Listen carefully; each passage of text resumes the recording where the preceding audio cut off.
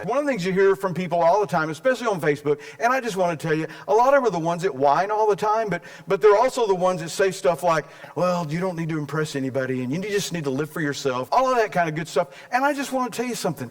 That is garbage.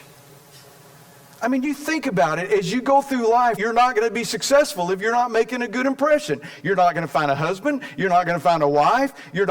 Professors aren't going to like you. Your bosses aren't going to give you promotions. There's all kinds of reasons that we need to be impressing for success. Look at this first slide here. You never get a second chance to make a first impression. Everybody heard that one before? That's one. That's pretty popular, right? Does everybody agree with that? You agree with, I've talked to sometimes, I remember when I was young and let my hair out and beard and I'd get ready to go on a job interview, and somebody'd say, dude, you better shave that beard. And I would say, just like every other punk kid would say, dude, if he's going to hire me, he's going to hire me because I got a beard. Well, I didn't get the job. And it didn't take too many of those before I shaved my beard and I went in all clean cut, because your first impression does make a difference. But look at this next slide.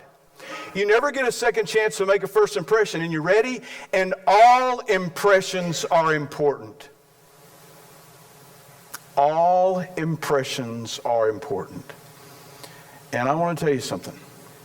As a believer in Jesus Christ, your impressions mean life change for people. It means so much for us to make the kind of impressions as Christians that we need to make. Because I'll just tell you something. The world wants us to look bad.